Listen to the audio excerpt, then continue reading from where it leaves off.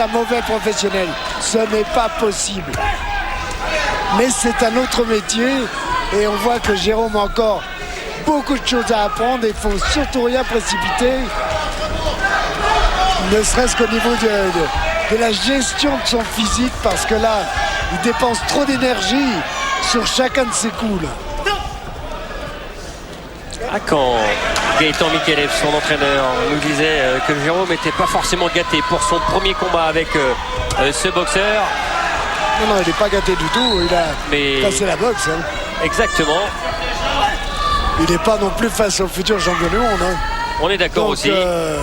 Voilà, l'espoir il est plus en faveur de Jérôme. Et il a surtout envie. Ça se sent dans la façon dont il travaille. Il a envie de gagner avant la limite. C'est surtout ça qu'il recherche. Exactement. Et il ne va pas le trouver. Plus il va le chercher, moins il va le trouver. Voilà, la preuve encore avec ce crochet droit. Simplement donné pour faire mal, pour détruire. Bravo, il n'y a pas de problème. Tire la langue, là. Tire la langue en rentrant, il a soif. Pourvu que ça ne se soit pas aggravé, cette blessure. Si on peut avoir l'œil dessus. Évite de t'approcher, Allez, évite de t'approcher. Attention, ne bouge pas. Je vois la pommade, elle est là. Non, toujours. Évite de te mettre un petit peu la tête comme ça. Bouge pas. Il est nerveux. A tenu bien sûr à venir assister au début de ce qui a été pendant longtemps le capitaine de l'équipe de France. Bien soigné. Bouge pas. Allez, fais voir que t'es là. Bien. On va se ralentir. Il y a de beaux gestes, il y a de très très beaux gestes, mais il faut gérer encore une fois un peu plus. Et il y a eu ce geste de Jérôme Thomas qui a levé les bras pour exhorter le public à l'encourager, pour lui dire qu'il allait y aller. Et là, voilà, on se dirait qu'on le retrouve chez les amateurs, mais allez, c'est dans ces rangs professionnels qu'il va falloir travailler. Et Monsieur Mikhaïlev lui a dit surtout ne t'approche pas. Hein. Lui, il a oublié. Là, il a oublié. Et qui lui demande aussi de tourner. Et oui. Avec, vous l'avez dit, Jean-Claude. Il est en avance. Il a envie de le mettre KO. Voilà, c'est tout. Ça se voit depuis pratiquement le début. Et voilà, il prend des risques et il prend des coups. Ouais, avec le percut droit. C'est inutile, ça. Allez, Jérôme, apprend à bouger, à tourner. C'est la fierté là de Jérôme Thomas qui est actuellement en jeu, entre guillemets, sur le ring. Ben ça, il n'a pas besoin de le démontrer, on le sait, on le connaît. Il est généreux.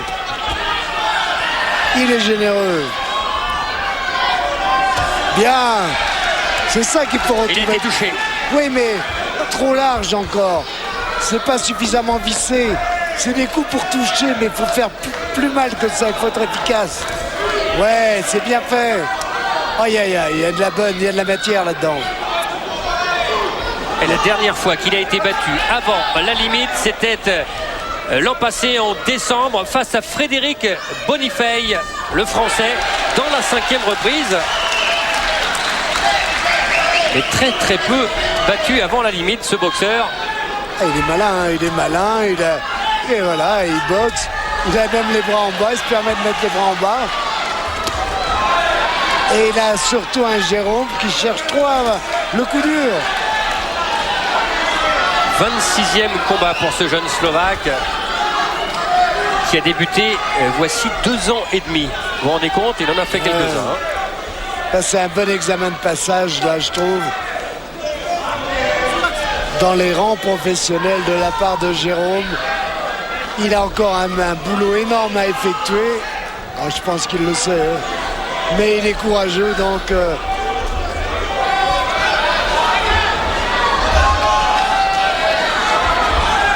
Voilà. Non, attention, montez quand même les bras.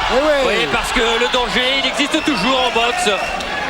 Jusqu'à la dernière seconde. Ouais, puis avec cette blessure-là, c'est pas la peine de prendre des risques supplémentaires. Il a son style à trouver chez les professionnels. Ouais, c'est normal, hein, c'est normal. C'est bien, les 6 rounds, ça ne les ferait pas. il a du coffre. Il n'y a pas de souci. Et il a surtout envie de réussir. Il a très envie de réussir et c'est bien. Voilà. Bravo. Et la fin de cette première pour Jérôme Thomas. Remporté, ça, c'est sûr. Ouais, bon examen de passage. Voilà, allez, dans son coin avec Gaëtan et Alain Cuvillier. Et en attendant la décision, parce qu'elle va prendre quelques minutes, eh bien, on va aller du côté de Levallois hier, parce qu'on parlait du passage justement amateur à professionnel. On parlait également du côté de Levallois, on va voir sur les images, de la boxe professionnelle. Bravo, monsieur Bernard Laporte, parce que c'est ce qu'on attend, bien sûr, le haut niveau. Allez, la décision de ce premier combat professionnel de Jérôme Thomas. Pour monsieur Benouille, 59-54 pour monsieur Boutrel. 5 points. 54 et pour monsieur 5 points également. 60-53. Donc décision unanime. Allez, 7 points pour le dernier. Le vainqueur au point de ce combat, Jérôme Ticho. La victoire de Jérôme Thomas Ticho pour son premier combat professionnel qu'on va accueillir là dans quelques instants. Avant le combat de son frère Cyril Thomas, ce sera juste après, puisqu'on est ici du côté de Saint-Quentin, donc avec cette grande réunion de famille, on va dire, puisque il y aura également Guillaume Frénois. Alors, on l'a vu depuis le début de sa carrière, Jérôme Thomas affiché de belles ambitions. Jean-Claude, eh bien, il va avoir le droit aussi à sa première interview professionnelle. Le voici, Jérôme Thomas. Eh bien, Jérôme, ça a été un bon baptême professionnel. Ah, franchement, c'est bon. Ah, c'est bon. C'est bon, mais c'est vrai que voilà, j'ai voulu faire un 6 rounds. C'était un petit challenge. Peut-être un petit peu prétentieux, mais je l'ai fait, même si j'étais fatigué. C'est pas pareil. Jean-Claude, on a l'impression que tu manquais d'air parce que tu t'es fait ouvrir. Mais d'entrée, c'est vrai que ça m'a vraiment gêné un peu d'entrée. Ah ouais. Mais bon. Bon, c'est assez profond, ça va te... Putain. T'as eu peur? Bah ouais, je me suis dit, ce serait dommage d'arrêter sur un round ou 2 rounds avec ça. C'est la première fois, ça. Carrément. alors justement, boxer sans casque, sans maillot, et puis se retrouver là dans un 6 rounds de 3 minutes, qu'est-ce qui a été le plus dur? Est-ce qu'il y a d'ailleurs quelque chose qui a été plus dur? Bah peut-être de gérer. Ouais. C'est vrai que je mets quand même assez de puissance. Enfin, j'essaye de mettre de la puissance sur mes coups.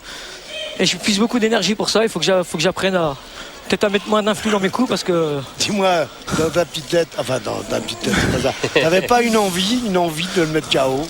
C'est vrai que les coups ils passent bien. Enfin, ça fait plaisir, mais ils bougent pas en fait. C'est beau. Moi, je kiffe. C'est bon. Et alors, on s'est dit, mais il est où ce direct, Jérôme? Vous l'avez senti là, que le direct, il était resté un petit peu à la maison? Bah ouais, je sais pas, c'est... Oh ben tu vas pas tout faire le premier jour. Hein. Ouais, on en veut beaucoup, hein, parce qu'on le sait, il a beaucoup de classe, ce Jérôme. Ah ouais, quand même. Allez, on la voit, hein, voilà, il est en train de regarder cette blessure.